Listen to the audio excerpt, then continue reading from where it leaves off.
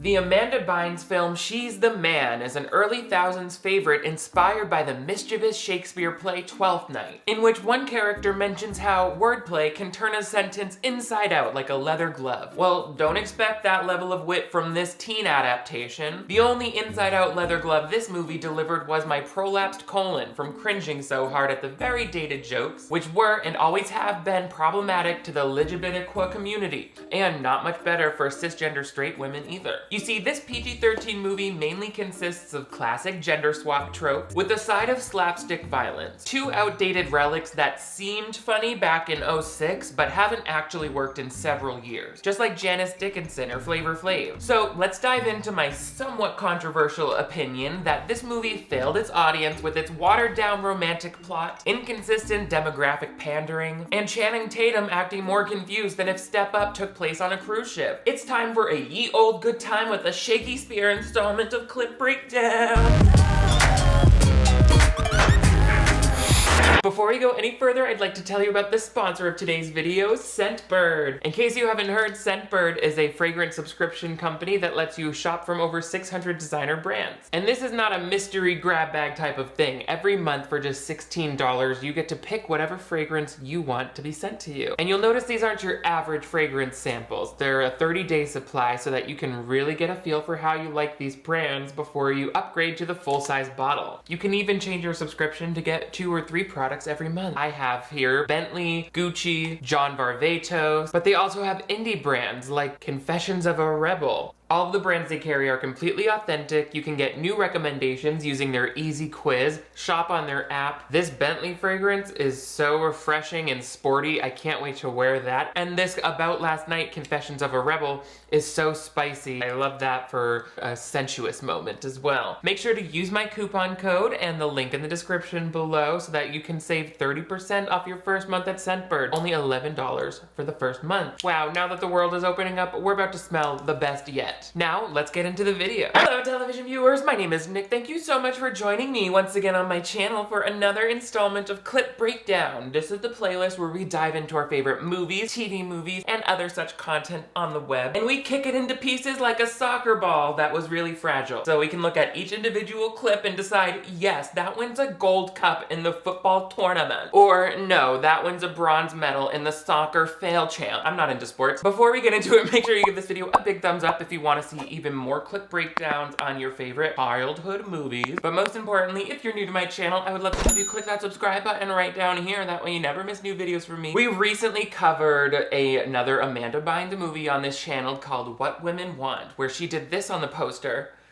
And naturally, the next step in this progression for us was going to be She's the Man, which I would say is even more heavily requested on this channel. And I really, hopefully, truly, Julie, mommy, Toolie, thought that this would be a better experience. I thought it would be funnier. I thought I would laugh more. I laughed less. I got angrier while watching this. And I remembered a lot about how I felt seeing this movie advertised. We open with basically our main character, Viola, taken directly from the source material, Twelfth Night by Shakespeare. She's like an amazing soccer player having a hilariously fun soccer game on the beach. I guess beach soccer is a thing. The whole thing looks like a Kmart back to school commercial for me, or maybe like a start of summer vacation commercial because they're wearing board shorts. By Volcom. She's in love with her boyfriend. His name, I think it's Andrew. I hopefully we'll find out.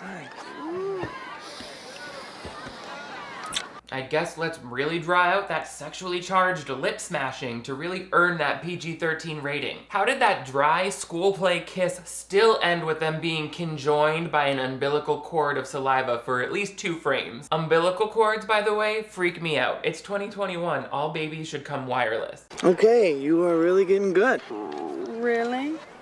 Probably already better than half the guys on my team. He just almost gave her a black eye with the back of his skull plate. She's like, I'm not a soccer ball, sweetheart. There's no need to headbutt my face across the field. In fact, this guy is a little too rough for my taste throughout the scene. Watch. Oh, sorry. It's not okay. If you're ever in a relationship with me, I need to be handled like a porcelain teacup full of cotton candy. That means no roughhousing and a cool, dry environment. This beach picnic is an instant deal breaker. It's not the actor's fault though. Directors and filmmakers often have to compromise natural positions just for the sake of framing. If you really think about it, nobody would have a conversation like these two are right now. In fact, Amanda Bynes, the actor, must have been super uncomfortable having to prop herself up on her elbows to talk at this angle while he laid on top and they spoke with their faces really close. If you got in that position with somebody, you'd be like, this is so uncomfortable. But it looks good on camera because it composes both of the people. The weird body positions are off the camera, so you're just left with a nice frame. This is, I think, a tip that's really good for beginner filmmakers. Like, play with the blocking. It does not have to look natural for it to work on camera. Hi, I'm watching this video back. I just want everyone to know I can see that my concealer looks weird on my nose right now. I was going through something, okay? So as we just saw, Viola's boyfriend was totally supportive of how good she was at playing soccer. And the next day, her and her female soccer friends are talking about how it's gonna be super important to get scouted for their next year at college by playing on the sports team this year at their school, which is called Cornwall or something like that. Unfortunately, they get to school the next day and they realize, uh-oh, the girls team has been cut because not enough girl players signed up. Things already start moving really fast. Viola jumps on the male counselor and is like, you need to let us try out for the boys team. He's not having it. Girls aren't as fast as boys. What? Or strong, or as athletic. Well, Justin, you're the team captain. What do you think about it? I think the coach said it all. Yesterday, you told me that I was better than half the guys on your team.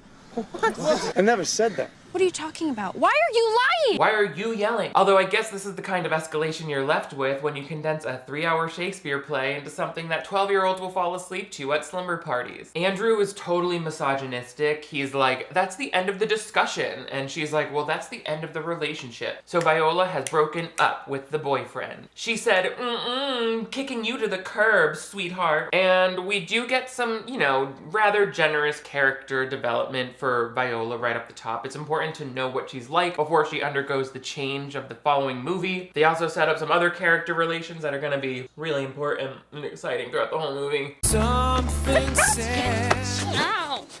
Ew, it's you. God, you and your brother look scary alike from the back. The writer said there, that should justify the next 100 minutes of bullshit. What's kind of scary is the way this girl just assumes her boyfriend is changing sizes and shapes throughout the entire movie. In fact, both of the supporting females in this movie tend to have a hard time recognizing when somebody they're close to has a different body and voice. I think there might be something wrong with those army surplus birth control pills the school nurse is giving out. You can tell that whoever this, what's her name, Monique character is, the brother's boyfriend, she's a real card. Just remind your brother how lucky he is to be in my life. Tell him to give me a call if he wants to stay in it. Does he have your number? 1-800-BIATCH? Yes, honey, you can call us toll-free anytime. I run the whole corporation. Do you need a job at the call center? You dress like you're looking for entry-level work. Also, maybe that would have been a nice burn, Viola, but you didn't really stick the landing with that jizzed my pants face you made at the end. Once she gets inside, Viola's mom is clearly upset that she broke up with her good-looking boyfriend. Why? I don't want to talk about it. He's so handsome. Then why don't you date him, Mom? That should have been a hard pass on the high school romance, Mrs. Robinson. Like, don't f your teenage daughter's ex-boyfriend, lady. It feels really early in the movie to be giving that feedback. Viola gets in to talk to her brother, and he's on the move. Monique was looking for you. Why do you even date her anyway? She's hot.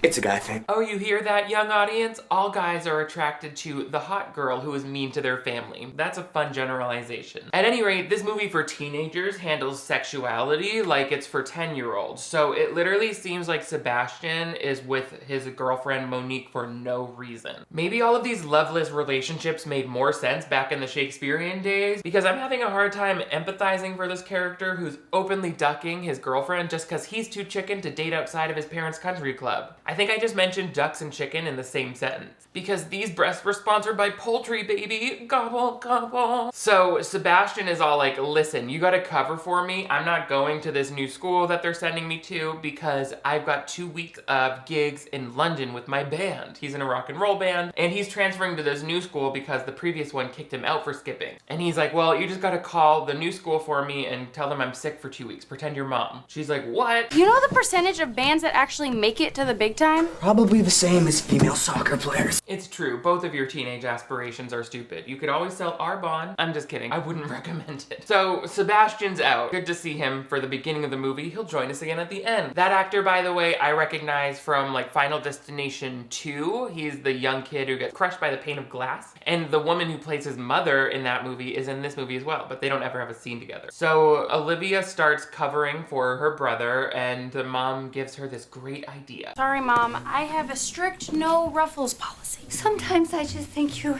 just might as well be your brother. His mother wants to take her daughter's feminism into the backyard and beat it to death with a vacuum cleaner. She said, "You don't like ruffles? Then you might as well sew on a penis and donate your to a soap factory." Okay, the gender binary is strong with this one. And that's when Viola's like, you know what? I think I might as well be my brother. Live your life. So her and her other girlfriends, they show up to their friend Paul's place of work, which is like a salon. He's a hairdresser. You want me to turn you into your brother? I'm going to Ilaria Sebastian. I'm gonna make the boys soccer team there, and then in 12 days, I'm gonna beat the Cornwall boys team. That's right. And wait, this is your solution for not enough girls had signed up for the soccer team? It sounded like a problem that could have been solved with more posters, but it seems like Viola was really eager for an opportunity to play around with her gender expression, so I'm here for it. Those girls were like, Viola, do you have any other friends who would want to play soccer with us? She said, no, but I can infiltrate the enemy school by acting like a man. They're like, okay, let's do it. I'll see what I can do.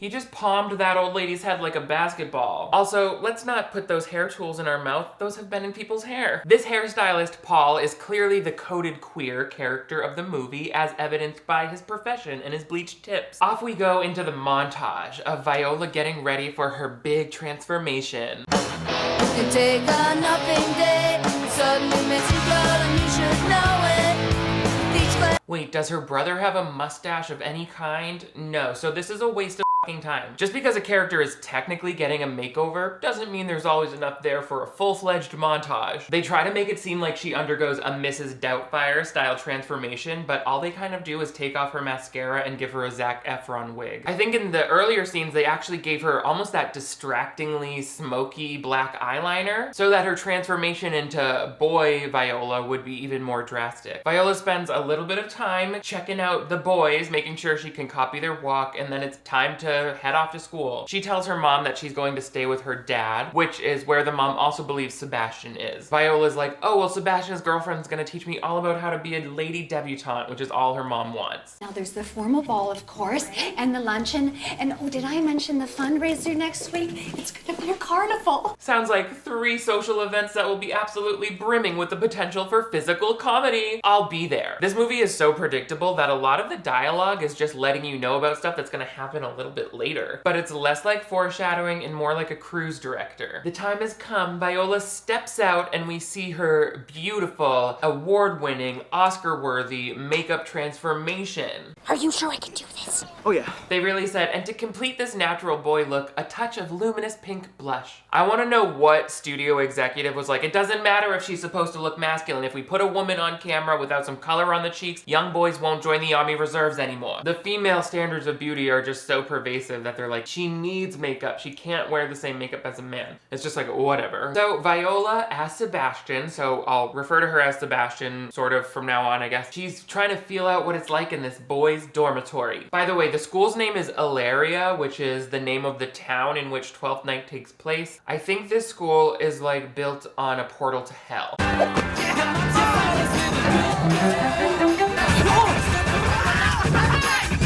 This is a great representation of how the first 15 minutes of this movie have felt so far. Hectic, rushed, and entirely too many boy playing sports. What the f do I look like, rocket power over here? I'm an indoor recess ass b****. Viola escapes all of that drama in the hallway to meet her new roommate. Hey! Hey! What up? Me trying to adjust my voice for the mechanic changing my oil, which is actually a form of internalized homophobia within myself that I always try to work on. While I like the way that I sound, when I walk into an environment that I prejudge to be heteronormative, like a mechanic's shop, on some level I might start to feel unsafe and try to hide my gayness in these subconscious ways, like by talking lower. Like, oh, I need to soften the blow of how gay I might come up so that this person has a better first impression of me. But once I started really thinking about about how that was like a factor in my life, I realized that is just the heteronormative society that I was brought up in, still trying to sneak in and oppress me. Being LGBTQ+ does not make us less than anybody else. Being unabashedly ourselves and showing up as visibly queer individuals is actually brave, and it's the antidote to the homophobia, transphobia, and other kind of forms of discrimination that happen in this country. Anyway, right off the bat, Channing Tatum seems a little weary of his new roommate, and the two kids from across the hall are equally as judgmental. Freshman dorm's that away, Twiglet. Seriously, how old are you? How old are you? Leave that femme twink alone. This is supposed to be a high school after all. Amanda Bynes actually pushed for the casting of Channing Tatum in this movie, even though producers thought he looked too old. For that, he still credits Amanda Bynes with starting his career, but I think they clearly cast other mature-looking actors as Channing Tatum's friends to help even that out, because these three high schoolers look old enough to have been exonerated by several college campus security guards by now. It doesn't take long for some situational comedy referring to her secret. Okay, why do you have tampons in your boot? I get really bad nosebleeds, So you stick them up your nose? and you stick it right in. Big laughs all around from the Sum 41 fan club over here. How much did their record label pay to have the fold-out poster from their album put on the corkboard? Also, I feel like this tampon thing only further narrows the audience. Younger kids won't even know what tampons are. And as an adult, I don't find this funny because I'm not on nitrous oxide right now. I save all that for the engine of my race car. Too fast, too furious, baby. That's how the doctor classified the spread of my eczema. It's time for Viola to try out for the team, and it looks like a struggle. She's definitely giving it her all, but I mean, this is Ilaria, baby. They don't mess around on the sports kicking team. They kick the ball the hardest. Anyway, I don't know anything about that, but the trials end, and unfortunately, Sebastian Viola doesn't get the part she wants in the school play. Hastings, second string. Got it. And does second string refer to jump rope or weaving friendship bracelets? This is clearly disappointing for Viola / Sebastian. She's like, we did not bind our breasts for second place. Some classic gender swap humorous situations. How about that? Shower time. Shower time?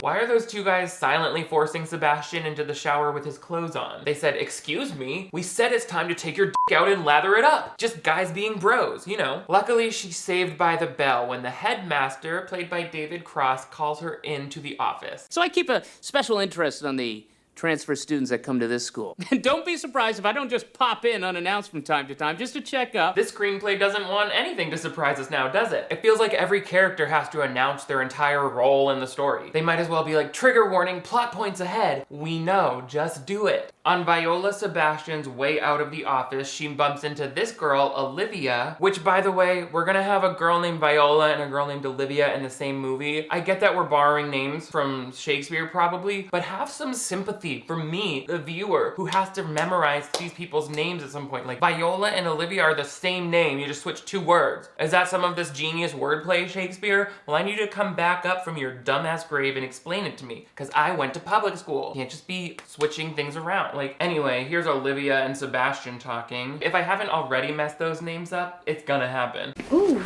cute shoes. Oh, you think so? I got my Anthropology. No way, they have shoes there? Oh, yeah, right by the accessories. Well, I guess I, go take care of some guy stuff. At best, Viola's version of Sebastian comes off as flailingly unsure of himself, and somehow Olivia is attracted to that. I relate more to girl Sebastian in this movie when I interpret him as a young queer child coming of age in a heteronormative society. Because then in this scene I see Olivia as a knowing yet compassionate ally who supports her LGBTQ friends even in the closet. But then someone makes another 1950s joke about gender roles and the fantasy is ruined. But it was fun to pretend. Speaking of ruins, this girl who plays Olivia is from the horror movie The Ruins that I really love. I'm sure she's in a lot of other great things as well, but that's how I know her. Later, Viola Sebastian joins the boys for lunch and gets some more information on how Duke, who is Channing Tatum's character, relates to Olivia, who we just met. Until recently, she was dating this college guy, but he dumped her, and I hear she's a total mess right now, like really vulnerable. In man words, it's time to pounce. Exactly.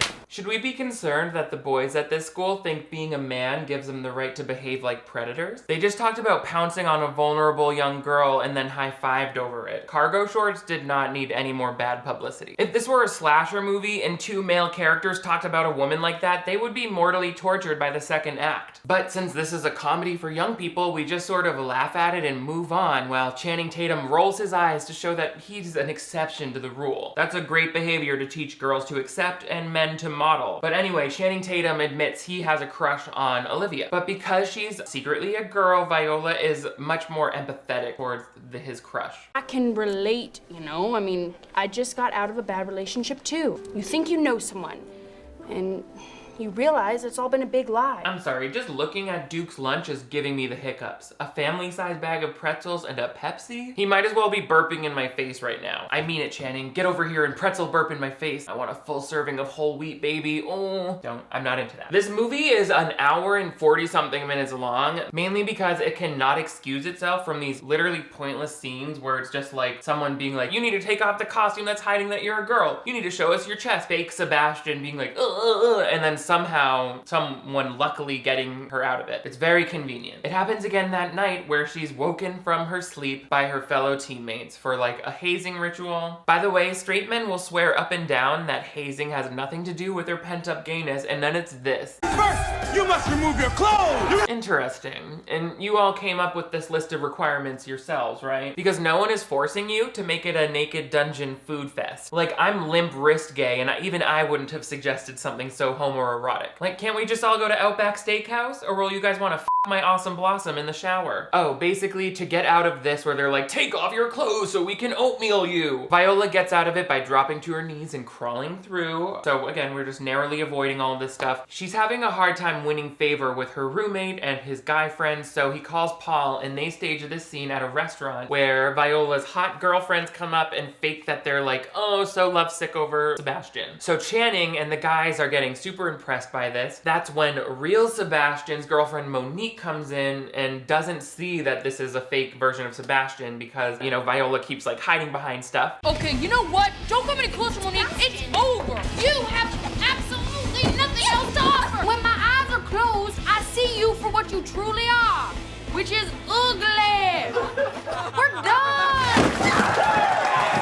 Why is Monique completely ignoring her ears and barely using her vision when it comes to identifying her boyfriend? Also, I don't know why, but the voice Amanda Bynes is using when pretending to be Sebastian makes my skin crawl. Like, why are you Southern? When I look in your eyes, I see you for who you truly are. Ugly. What I'm saying is I can relate to her. Like, what is that? What is that voice? That's not how men talk. Ugly. Like, no one's gonna think that's a real person talking. You're a cartoon character right now. So because of that public breakup, the guys are like, nice work, Sebastian. You were so mean to that girl. You're one of us now. And it's like, isn't it nicer to be nice to hot girls? Whatever. The next day in class, they're like impressed that Sebastian already has a foot in the door with Olivia. And they're like, you gotta hook Channing Tatum's character up with Olivia because he has a huge crush. Oh, you know her?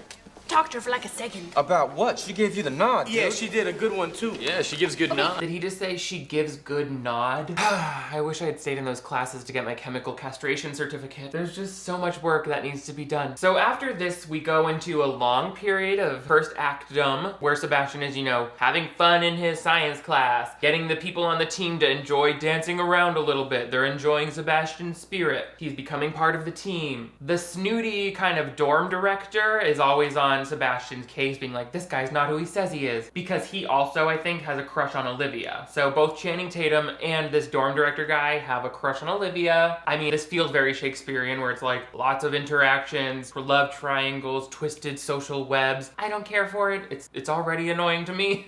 I'm like, why don't we just get rid of a couple of these characters, you know, push them off of a bridge, make this a tight little one-act play with 4 people in it, and then we can get out of here in 5 minutes. Amanda gets on the phone with her brother in England and he's like, these people in London are loving my lyrics, and he recites some of her lyrics for him. Then David Cross comes over and sees Viola playing with her wig, so he's like, you have male pattern baldness. It's okay. Lots of fun moments like this. Then in science class, we see that Olivia, it seems, is starting to develop feelings for Viola's version of Sebastian. You know, I think you're the first guy at the school who hasn't tried anything with me. Trust me, you're not my type. Why not? Baby girl, your male lab partner is wearing illuminating concealer and NARS orgasm. I think you should at least consider the possibility that he's not into girls. This is the type of LGBT erasure that I hated about this movie when it first came out. See if you see what I mean. I'm not really good at talking to girls. Why? You're hot. What? You know, you're an appealing guy, man. Guy, man. Viola is making her job like 10 times harder by not just playing an effeminate gay version of her brother. Then she would still be able to accomplish her soccer plan without having to disguise her sexuality or what these people consider to be feminine traits. When this little joke was in the trailer, it was actually the first sign that I wouldn't want to go see this when I was 15. Because I knew that it was just gonna be Amanda Bynes in a movie where she got weird looks from straight guys because she said things that either sounded gay or girly. I remember it being hard to see this joke as an openly gay teen because I kind of looked like Amanda Bynes as a boy here, and I would have said that Channing Tatum was hot, but it wouldn't have been because I was secretly a girl. You see what I'm saying? The movie basically makes a punchline out of gay teens. Don't even get me started on what it might be indicating about trans teens. So it feels really harmful and invalidating rather than including gay people like movies like Mean Girls did. So that's, I think, why Mean Girls has been embraced by the gay community as like an iconic pop culture piece. I'd be curious to know if this shaped your idea of gender roles at all as a child. Please tell me. Dive into it. Sit on the therapist couch. Grab one of my free tissues. Actually, I'm gonna go ahead and charge you $3 for that. Thank you. Because Channing Tatum says, I'm so bad with girls, girl Viola Sebastian is like, I'll help you by acting like a girl. Do you like cheese? Well, why, yes, I do. My favorite's Gouda. I'm sorry, I can't unsee Troy Bolton working at the country club in High School Musical 2. But it is nice to see Amanda Bynes flexing some more of that comedic skill that I remember from her roles on Nickelodeon. But then it was kind of sad to realize maybe she just won't be funny to me anymore now that my brain's fully developed. Oh well, that sneaky room advisor, his little spider, causes this commotion. Commotion in the ocean. I know this move. Oh, there's a scary spider in the dorm. I better same-sex kiss my roommate and touch his sleeveless arms. Well, trust me, that only works for so long until the RA confiscates your secret spider farm under the bunk bed. So in the next scene, Viola arrives at the Junior League Carnival. This time she's dressed as herself, Viola, although her brother is expected to be there. So she has to make up some sort of excuse for her mother, who's also at the event, for why he's not there because, you know, he's in London. Andrew, the boyfriend, also comes back and is like trying to win her back. Be a girl for 5 seconds, huh? First of all, it's not a stupid soccer issue, and you're a jerk. Oh, look at that! Time's up! I know I sound like someone's mom who walked through the living room while you were watching this, but all of this unprovoked violence is really jarring. There better not be any swearing in this. Does everyone's parents let them watch PG-13? Imagine if these roles were reversed and that young man gave Olivia the old Sean Connery across the face. People would riot. And framing the reverse in a humorous way only ignores the fact that female-on-male relationship abuse also does happen, and it's also not okay. The sleepover is canceled. Everyone go home. Everyone walk home in the dark by yourself. That's the way we handle this. This scene comes with a lot of fun Clark Kent moments where Viola has to change into her pretty clothes in the porta potty. Ugh, that would be disgusting. Like your blouse would get dipped in chemical toilet shit. And then she has to get back on the tilt-a-whirl and change back into her boy clothes.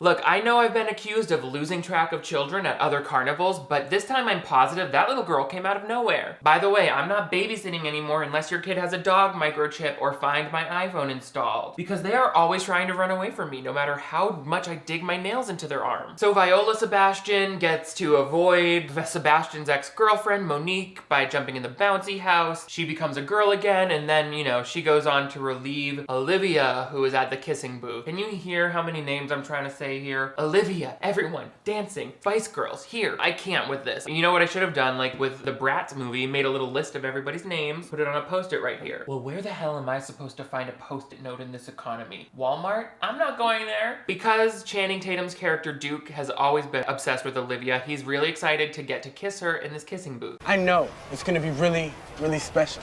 She's only kissed like 350 guys at this point. After 4 years, Duke is finally gonna fulfill his destiny. I've never seen a kissing booth in real life, but if I did, it would be instant blowtorch time. Do you know how much gonorrhea the average person has in their mouth? Me either, and I'm not gonna roll the dice on those statistics with the crowd at an outdoor music festival like I'm some sort of medieval peasant. But right before Duke is about to kiss Olivia, Viola jumps in and is like, oh, it's my turn to take over, because we know that Viola has a crush on Duke. I'm just like, is it possible for you to focus on one thing at a time? You said you wanted to save the soccer team. That seems like enough for this whole movie. You can date Duke when you're full-time girl in 2 weeks. It's like 2 weeks from now. You can wait. Focus on your objective. Do I know you? No. Just my luck.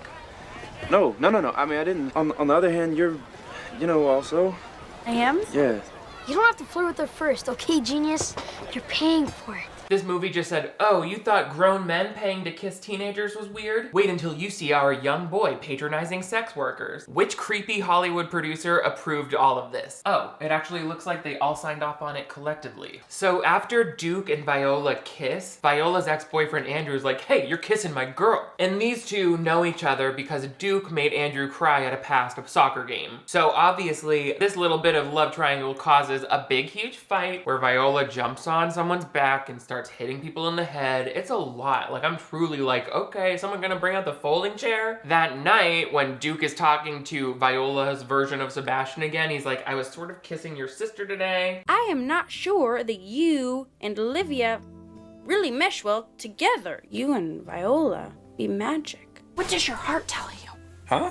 I mean, which one would you rather see naked? Careful, Sebastian is supposed to be talking about his sister that way. Please respect the source material. Shakespeare would never write characters who think sexually about a family member. Although admittedly, I don't always know what's going on in those plays. Why is everyone talking like an old Christmas song? You see Viola start to feel a little guilty here because Duke talks about something he feels in his heart. Yeah, we know. You've done a lot of weird stuff to get us to this point. I would back out. I would maybe stop stealing your brother's identity and go to therapy because you've been lying to a lot of people. But all of that practicing and hard work that Olivia has done paid off because she gets brought up to first string. First string! That's the primary string of soccer that you loop around the outer field and then you tight rope across the 2 buildings up high in the sky and you kick the field goal. Everyone's excited for her. That's awesome.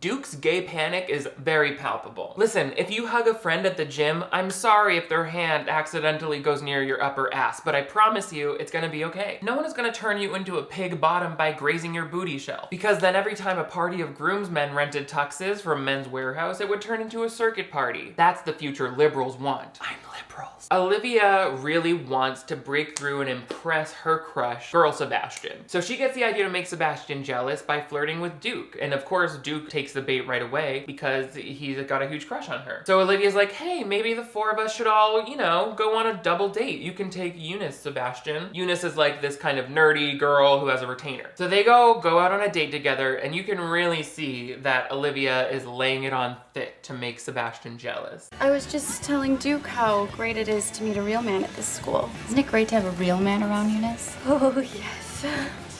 A real man is difficult to find. Olivia, what the f are you talking about? How are you in charge of who is or is not a real man? And what would that even mean to a high school girl? His parents let him pick out the underwear that they pay for? These gender roles were outdated even in Shakespeare's day. And it just like doesn't even work when you make it a high school thing. It's like, what is a real man? They're in high school. Maybe college, this would be a little more feasible because people are looking for like independent grown men who pay for their own stuff and have a job. But these people are like rich private school kids. I don't care about them. To Olivia, it kind of looks like her plan to make Sebastian jealous is working because Viola is jealous that Duke is responding to Olivia's advances when she wants Duke. Duke. I'm tired of saying his name. Do you like cheese?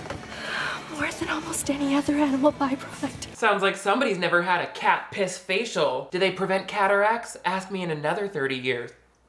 The next event is when Viola has to show up to the Junior League luncheon, the second of our third 3 events. We are now squarely at the end of the second act, and Viola is watching from across the room like seething with jealousy at Olivia, who has been successfully moving in on Duke. Viola, darling, remember, chew like you have a secret.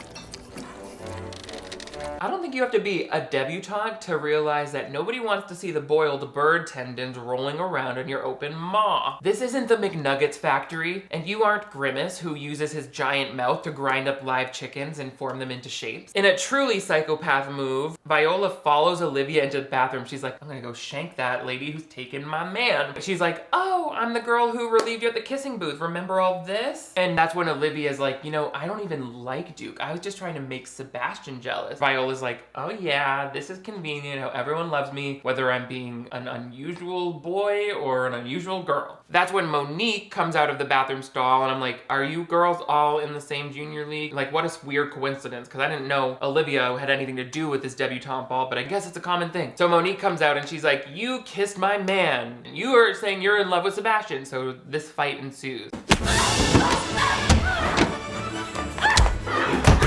What in the World Star watermark is going on in this restroom? These rich girls sure are scrappy, huh? Like, why do they all bring their brass knuckles with them to swap out their Kotex? Sweetheart, your chicken cordon bleu is getting cold while you clothesline some stranger. It's not worth it. And again, just like a horrible example for children about how to resolve conflicts, and it just completely normalizes it. If this were men fighting in this way, it would be like horrifyingly violent. There would be blood splatter on the walls. But since girls are slapping and it's sound effects like this, it's funny, it's a cat fight, and we're okay. I hate this type of thing. It's like a double standard.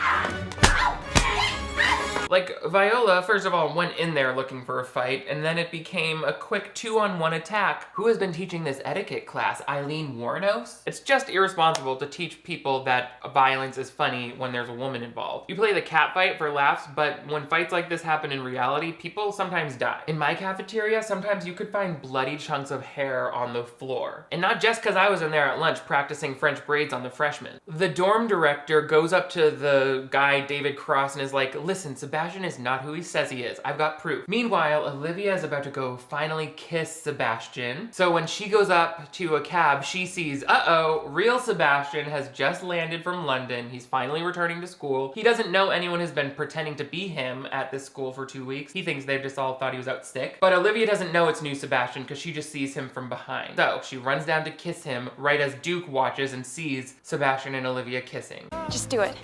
Just close your eyes and kiss him. Sebastian. I'm ready to free fall into the unknown. I think I'm gonna like this school. Did some quack doctor tell Olivia that she was getting laser eye surgery and then just show her the hyperspace scene from Star Wars? Because she just kissed a whole human head without ever making eye contact or registering that it was definitely not the genderqueer kiddo that she talked about shoes with. Duke, who saw this Sebastian kiss, is obviously like pissed at Viola when she comes in. Also, that line of lyrics that Olivia said was one of real Sebastian's song lyrics that fake Sebastian had mentioned. Real Sebastian just thinks, oh, this school already heard of my music. So he thinks he's like a rock star. Back in the room, Duke is mad because Viola kissed his boyfriend and he thinks that. I'm not explaining that right, but you get it. I saw you with her. With who? Oh, Olivia, that's who! I saw you kissing her when you got out the cab. We're supposed to be friends. We are friends! No, you don't even know the meaning of the word. Okay, No, Olivia, you don't never even know- liked you, okay? Maybe don't get into shoving matches with anybody when it's of vital importance that neither of your boobs fall out. I didn't realize how much of this movie was just Amanda Bynes whining in a page boy wig while Magic Mike shoves her around. That might be somebody's fetish, but it's not mine. I'm into train accidents. I'm just kidding. Rest in peace to the people from the movie Unbreakable. So, girl Sebastian gets kicked out of Duke's room and she goes and sleeps in Eunice's room. While she's gone, real Sebastian comes in and gets into the bed. So the next morning, nobody realizes this switch has happened and real Sebastian is just being shoveled into the game. Sebastian, the game's about to start. Get out of bed and go to the soccer field, man. Sebastian, you're next. Hurry up.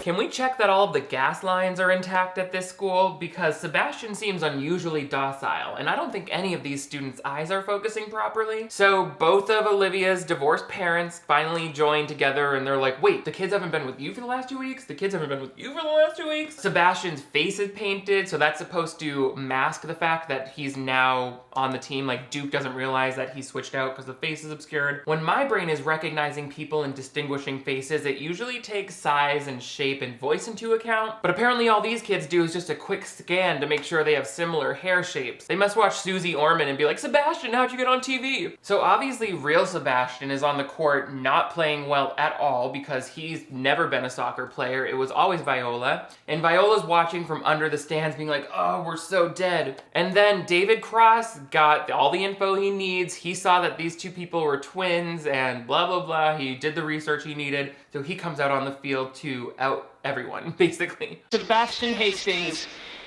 is a girl. I'm a boy. Prove it. Okay. I saw it! Congratulations, you're a sex offender now. By the way, it's amazing that our views on gender identity have evolved so much in less than 20 years that this type of announcement would never fly in a movie today. And hopefully it would never fly at any schools. But unfortunately, it probably would at some. As we hopefully all realize by now, a person's sex organs don't define what their gender is, any more than it helps define their value as a person. Which ironically is what the message of this movie was trying to say underneath all of that baked in homophobia, misogyny, and transphobia. Although it does look like soccer player number 8 is living out and proud, he is not breaking eye contact with that D. The whole crowd is like, oh my god, Sebastian showed his penis. That's my boy. I found myself spending way too much time trying to understand why this is the reaction a father would have to seeing his son's genitals in public. He said, haha, that's my boy's flaccid penis. Like, we need to settle down. Soccer is the world's favorite sport. Oh, Eunice, you old pig, you. Viola is able to flag down real Sebastian and call him under the bleachers and explains everything. So they switch costumes, she puts on the face paint and gets back out there and convinces the coach to put her back in. Viola, Sebastian, Andrew, and Duke all like instantly get into a fight and there's a whole team brawl. Okay, tough guys, get on and play some real football. Bunch of girls. When you say that every time people are doing something you don't like, it kind of just starts to come off like you hate women. Now even fist fights are for girls. If this movie has taught us anything, I think it's that fist fights are ideal for all children, regardless of gender or age. In some sort of break in the game, a timeout I guess, Viola's like taking off her wig and she's like, I'm a girl. My brother came home early and that's who you saw kissing Olivia and that's who played the first half. Just because you wear a wig doesn't prove you're a girl. Poor Duke doesn't know what's going on right now, but he is feeling a little better about those recent roommate sex dreams he's been having. Of course, Viola has to prove that she's a girl in the only way she can. Okay then. It is. Is it just me or does this soccer game have more nudity than most? Underage nudity at that. What's the matter, Dad? You were so proud to see your son naked. Why the different energy for your daughter's breasts? Clap for the right, clap for the left, clap for that teen girl's chest. Clap for the left, clap for the right. This is the movie that I didn't like. So now Duke is like, so you're a girl and you were lying to me, but here's what I learned. It's just like what Coach says before every game. Be not afraid of greatness. I think the best chance for us to be great here today is to have you play. See? Turns out girls can be treated as equals once they uproot their lives and go through a whole bunch of bullshit. All of Viola's old soccer team friends are like, yay, we still don't have a place to play, but you know, we did get to be used as sexual props at one point, so we're just happy to be included. Viola's old manager is like, this is against the rules. There's no girls in this league. Here, look in the manual. What manual? Here in Illyria, we don't discriminate based on gender. Oh, so this coach respects women. I didn't realize that because he spent the whole movie using that word to mean weak or useless. Also, in that case, it seems like the Illyria coach would have let Viola try out for the team as a girl. She could have just transferred to this school along with her brother. This whole movie was a waste of my time. But it's time for Viola to step up and prove her soccer skills. And she gets one more kick into the net and she knocks it in and her ex-boyfriend misses and he starts to cry, hardy doody hardy har. She proved that girls can do it. And then, although we don't know how Duke is gonna feel about it, he does ultimately forgive her near a lake. And then at the end, we finally have that big debutante ball that the whole movie has been building up to.